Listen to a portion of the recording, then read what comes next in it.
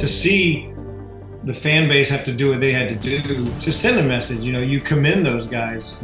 What they did was about their fan base and their team, and they didn't care what ownership thought about them and made their voice heard. You saw everything from the sell stuff. The sell movement this year was unbelievable. Everywhere you went, you saw it. Every visiting broadcast team had something to say, and it usually was pretty negative about the move. So it goes to show you around how the whole league and the whole world of baseball, how tight-knit not only the fan base was, but the world of baseball for that fan base. All right, Josh, man, it's good to talk to you, and I know your time's limited. I'm always on a tight schedule. We got families, we got kids. How's yours doing? It's going great. I actually got one of mine right now watching a movie to be here right now. My wife has the other one. He had a little doctor's appointment today. So it seems today my wife and one's going one way and me and the other one are going another way. But it's great. It keeps us busy and, no time to rest. And why would you? You're down in Texas, but you get around, right? You've been traveling a bit, some vacation, all that type of stuff. Oh yeah. We have a couple of places. We have a place in Breckenridge, Colorado where we go snowboarding. My wife, Jet, pro snowboarder for the better part of her 20s. So I had no choice when I retired. My boys had no choice for that, but I think it's the good move because snowboarding seems to be a lot of fun, and I'm really enjoying it. And then we have a place in Kona, Hawaii, that my wife grew up going there, so we got pulled into buying a place there, which was never really a bad decision. But it's paradise out there. That's really the only way to describe it. I always tell people it's literally a postcard, and that's the best way to look at it because when you look at a postcard of Hawaii, that's exactly what it looks like. I'm just imagining Josh Reddick snowboarder right now. I feel like that's pretty intense coming down a ski run.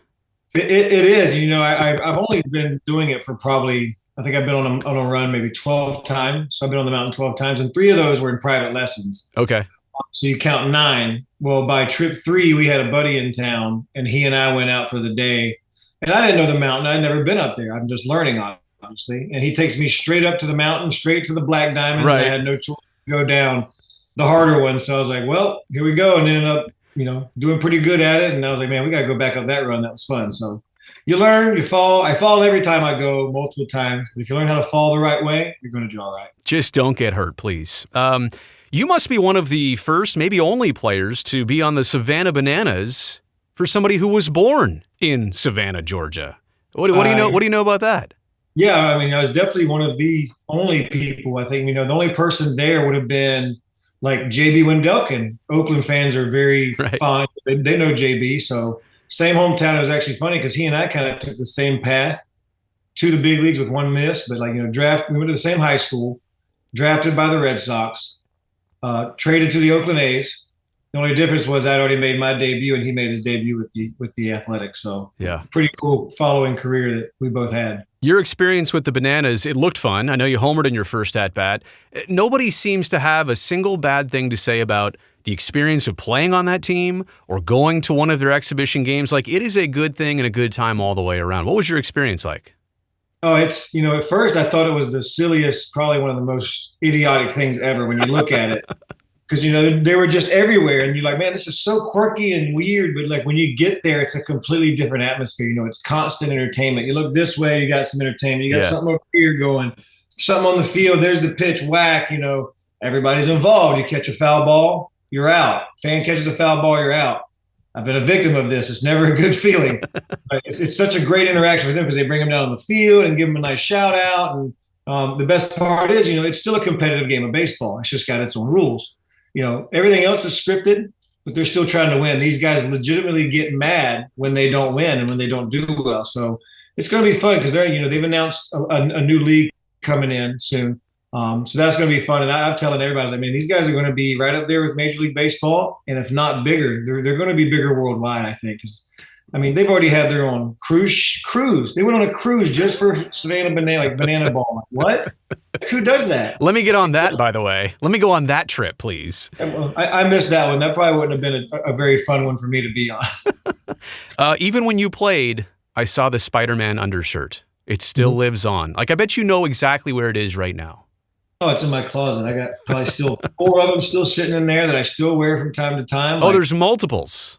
Oh, absolutely. Over the course of time and years, they get a little disgusting and wore out as many times as they get washed. They get nightly washed, they get nightly sweated in. So it takes wear and tear, but luckily, Under Armour makes them in bulk and yours truly bought them in bulk. I'll still wear it when I'm going golfing. It's still a great time to bust out some workout shirts, or if I'm going to the Astros host us for a lot of events, and I wear it for appearances and everything. So it gets its love still. I mean, we still got it everywhere. I mean, you can't escape it. Look at you. Let's go back to all 1,305 Major League Baseball games that you played. And this is kind of a two-part question. If you got to do it all over again, first off, what things would you do exactly the same in your big league career? Oof. Probably just, having that excitement as a kid to be able to go to the ballpark at a major league game. It's living your childhood dream. I think that's one thing. And, just your routine. Your routine is so big, and you hear so many guys talk about it. When you stick to that, I probably would have done that the same, but maybe a little longer. Mm-hmm. Back into my career, it kind of changed, which probably wasn't good. But for the course of my career, I kept pretty much my same routine, coming to the ballpark every day. But yeah, just going there every day and just being able to live out that dream would be probably one of the things that I never changed. And, I always felt like I prepared well and worked my butt off and left it all out there. So probably those things, just making sure that I could do everything possible that day to make whatever team I'm on at the time win. So the flip side is, if you got to do it all over again, what's something that now differently? What would you do differently? I would have tried to hit more home runs later in my career. I might have to have a job. You're always swinging for the fences. What do you mean? Early in my career, I was. Yeah. Later in my career, I wasn't. But no, I'm kidding. Some of the things maybe. I felt like there were some times where I could have been better in some at bats. I felt like I gave away some at bats. That's something you always hear too. It's like never give away an at bat. Mm-hmm. And as easy as it is to say, it's never easy to accomplish, because there will be days where your boys are kicking some butt. You're up 10. You've got that third hit. You need that third hit to go 3 for 5 instead of 2 for 4. It's just sometimes you kind of get pressed and you're like, oh, I'm going to hunt a first pitch fastball here because we're up so much. And all of a sudden you're rolling over to second base. So just little things like that I might have probably stayed a little more locked in and not got out of my element and been a little bit more, relaxed and not so selfish in those situations. Probably could have ended up a little bit better. Listen, more listening is never bad. Whether you're a first year guy or a rookie or you're a 12-year guy, I always felt like I may not have listened to certain guys. But yeah, just listen and just, you're never too old or too savvy to become a sponge in a big league locker room. There's always something to learn. That's well said. And you know what? Hindsight is 20/20. So I ask you that so that anybody else hearing it can maybe benefit from what you've already been through in your playing career. So you played most of your big league games with Oakland, obviously a lot of them with the Astros too after the Oakland time ended. But I want to focus on the A's and the franchise and everything that's happened in the last handful of weeks and months and years. Can you believe that there's no longer the Oakland A's? No, I can't, because, I always tell to search back to my time there was, I think we went through maybe 3 or 4 renderings of a new ballpark. Yep. While I was there. So, I saw some blueprints as well. So, you look at these things like, okay, then I got my hopes up big time.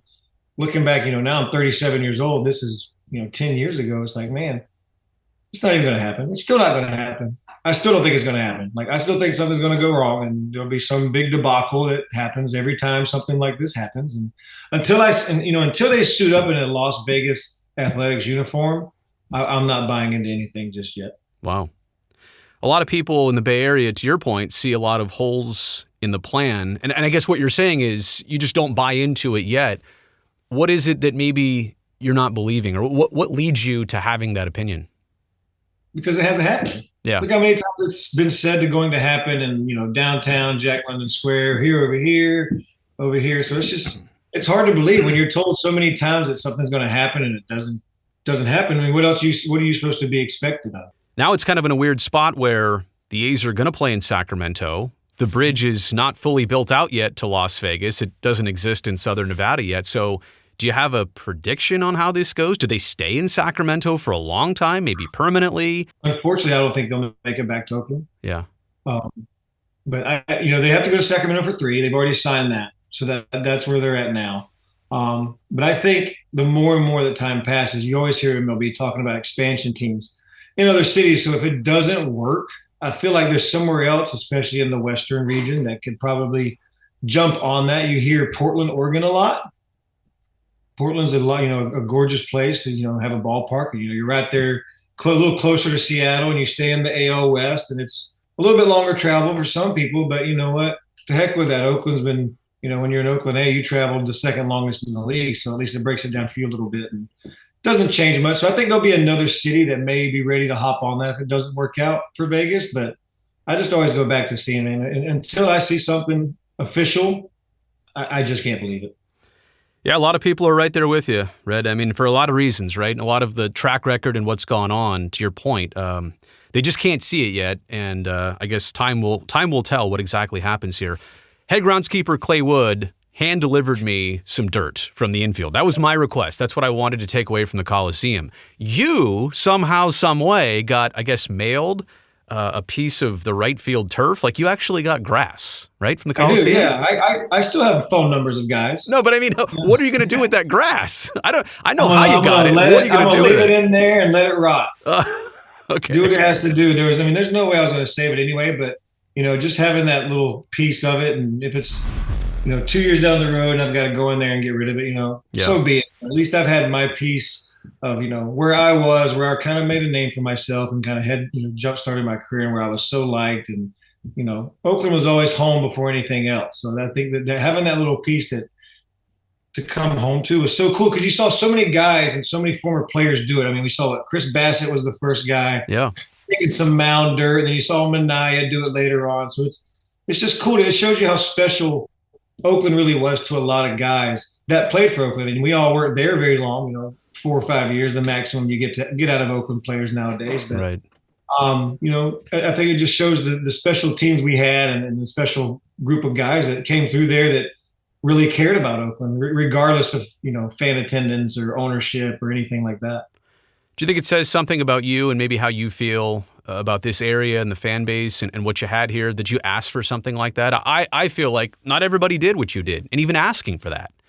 Yeah, I mean, I felt like I had such a good connection with, not only Clay and Matty Weiss, but, just everybody there, barring some stuff that happened later in my Astros career. And, I may have lost a few fans from stuff that happened, but, and said some things that came out of context. But, here we are. And but yeah, I just felt like it was, it was a personal memento one for me, but just to have that piece of history of baseball. We've had so many great years of baseball there before my time and even after my time. So just having that little piece of history just to have for a little while, it meant a lot to me. The fans in all of this take a brunt of the criticism, and I'm not here to say that they deserve that. It's the low-hanging fruit for anybody to look at attendance over the years in Oakland and say, well, that's the reason why the team had no choice but to move. I think a lot of those fans made attendance a very strategic thing. It was that way by design. They were trying to send a message. What's your take on just the fans in all of this and what they're losing? I mean, big league baseball teams do not move very often. This has happened once in the last 50 years. Now twice it's happening, besides the Expos going to D.C. I mean, you understand, this is pretty traumatic, right? Oh, 100%. You see these things happen zero times for probably a whole lifetime for most people in this game. So to see the fan base have to do what they had to do to send a message, you commend those guys. What they did was about their fan base and their team, and they didn't care what ownership thought about them and made their voice heard. You saw everything from the sell stuff. The sell movement this year was unbelievable. Everywhere you went, you saw it. Every visiting broadcast team had something to say, and it usually was pretty negative about the move. So it goes to show you around how the whole league and the whole world of baseball, how tight-knit not only the fan base was, but the world of baseball for that fan base. Because I don't think Oakland really got that kind of recognition before about their fan base. They're so used to being bashed and hounded about being, oh, they're not going to show up, they're not very good. Well, I'll tell you what, when you look at the games that really mattered and when you really needed a crowd, they showed up. They showed up on opening day. They showed up for those giveaways. They showed up for those playoff games. They showed up for, what was the reverse boycott game. Yep. I think that's what it's called. So pretty cool to see not only just a couple of groups, because you see a couple of groups out there all the time, right field, left field. You got your high up guys behind home plate.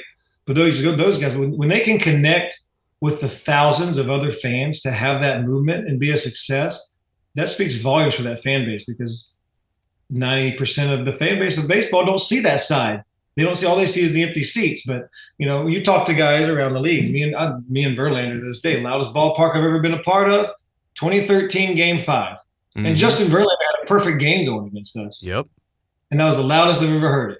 Compared to your other experiences in Boston or quickly with the Dodgers or with a handful of years with the Astros, was actually playing baseball for the A's, was it any different or was it identical to playing for those other teams? We know the situations are different, but from the player perspective, do you notice anything different when you're on the A's versus other teams?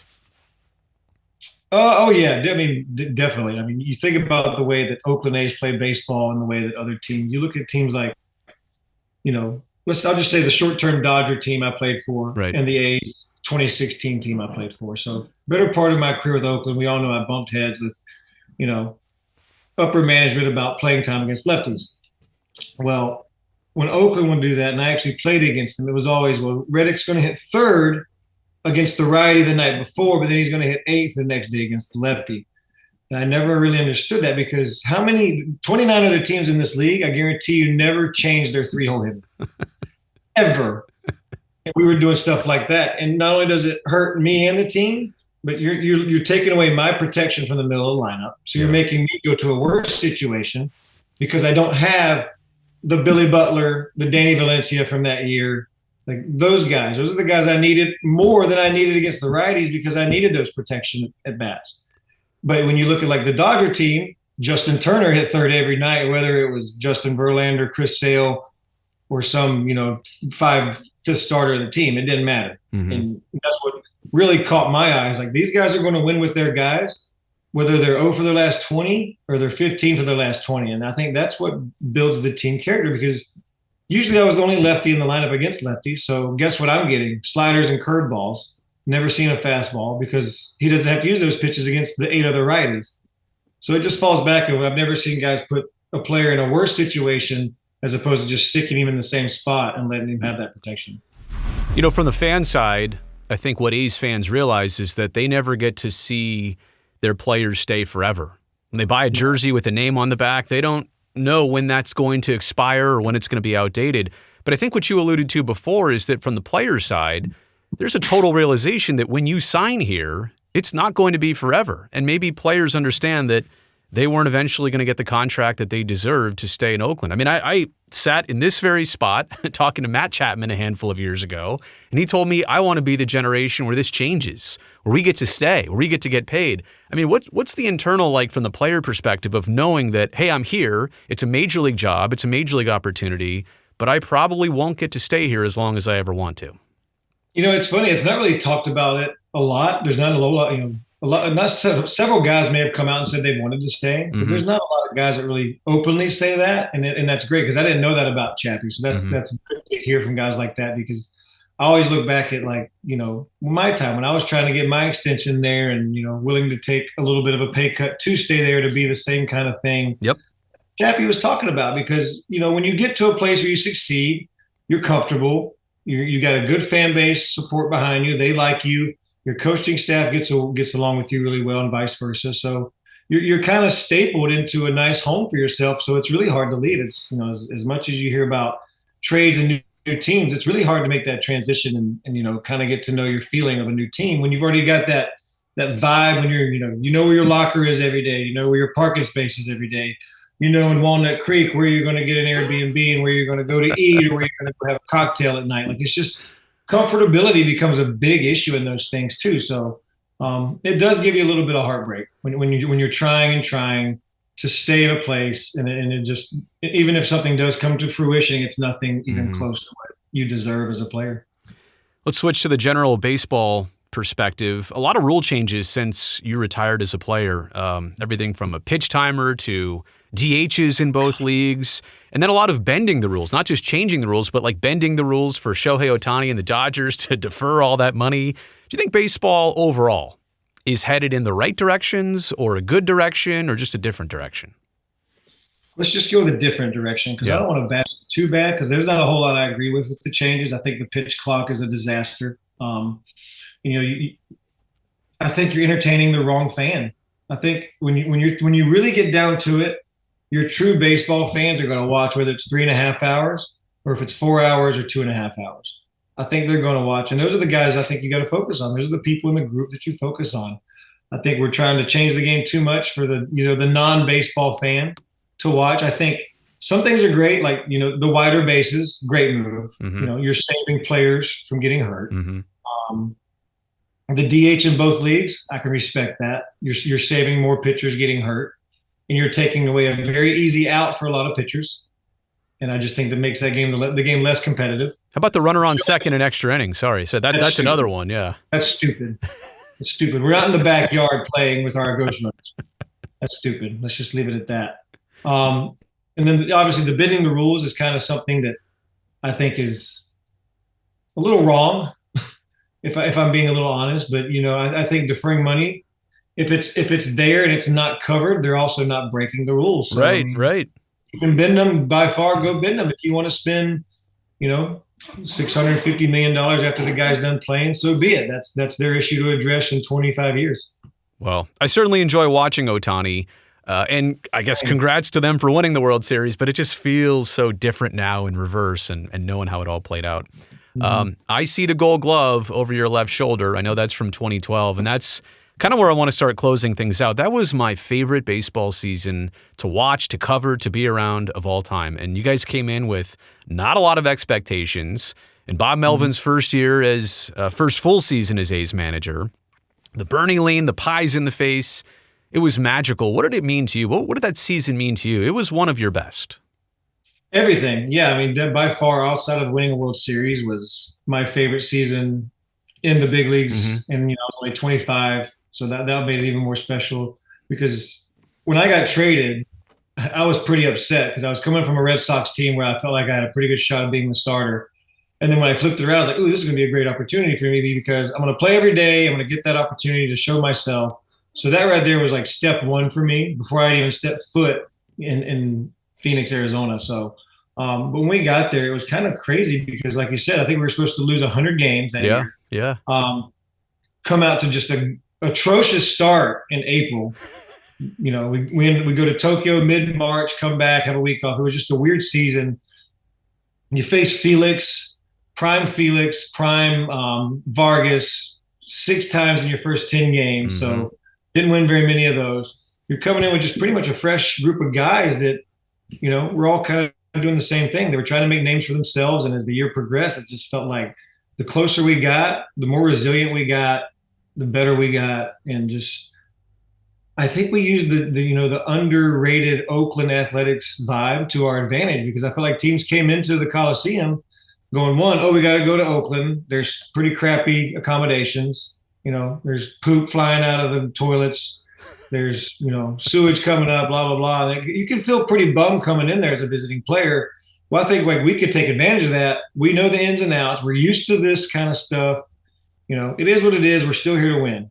And I think that kind of maybe have helped. But I felt like the biggest thing for us is when we got to that 8th inning and we were in 3 runs, we were walking off. Yeah. And I think that was one of the bigger things. Is when we got close in the late innings, we had every chance and we were going to do it. We were going to win. And I think everybody was on board with that. It's like, we're late, guys. We're ready to walk off. And it even became kind of like something we say in the dugout. Time to walk off again, fellas. Just get us back into the spirits of the game.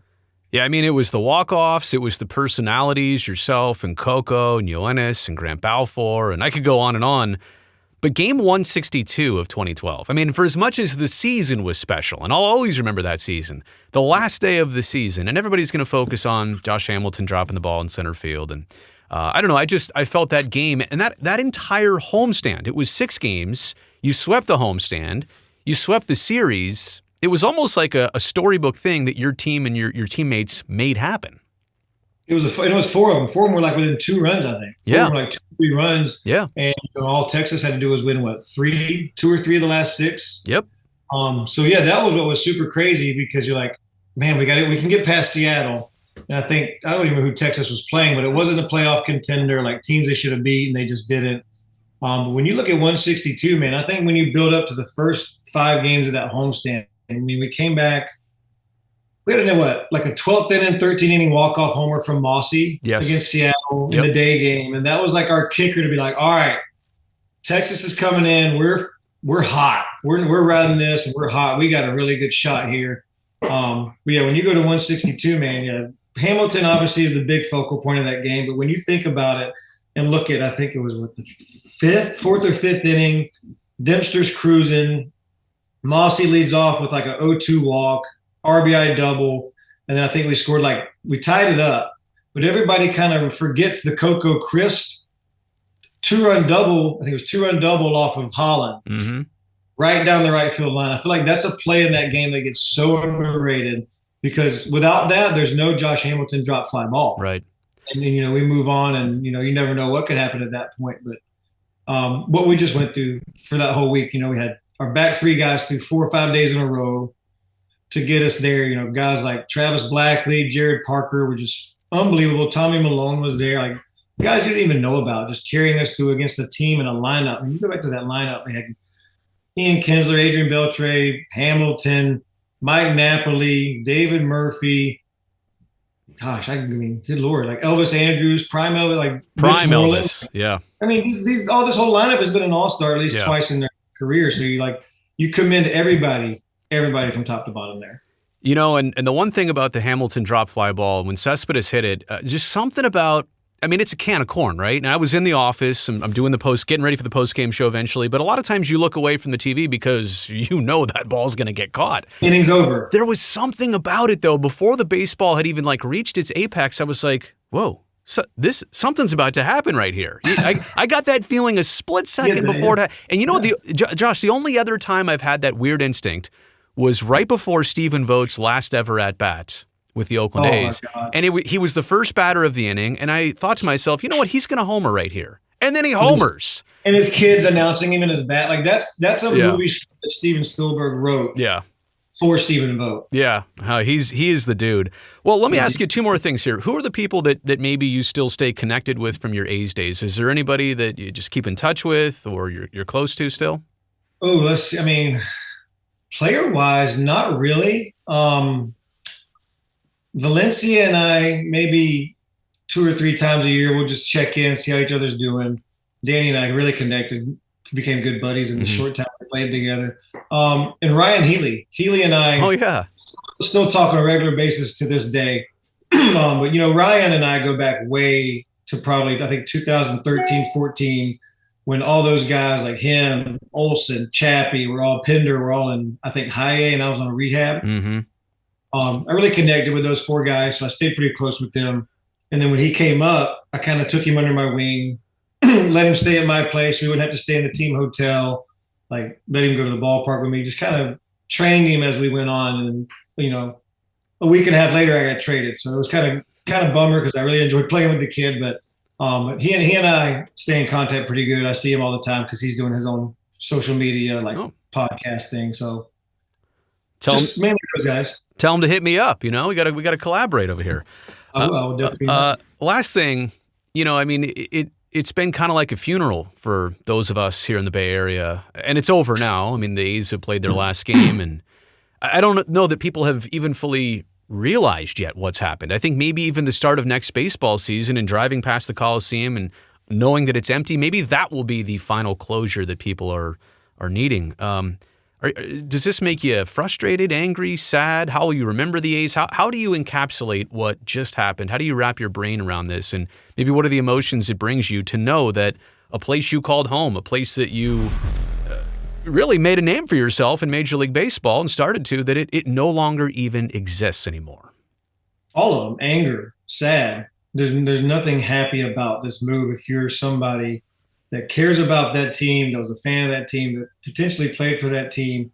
I don't know how the current team feels about it. I know I've seen a lot of those guys be supportive in the fan base as well. But from my personal perspective, there's a lot of anger because you talk about it. I connected so well with so many fans. I became, good friends with a bunch of people from that right field bleacher crew. Still talk to several of them quite often, and kind of showed my love to those guys as well. But when you get to be so special and play in such a special place, when you're not supposed to do well, when you're a player that's not supposed to make it and last very long, just personal accomplishments, team accomplishments become a little bit more, because like you said, you look at the Gold Glove, that's something I can look back and it says still the Oakland Athletics. Yeah.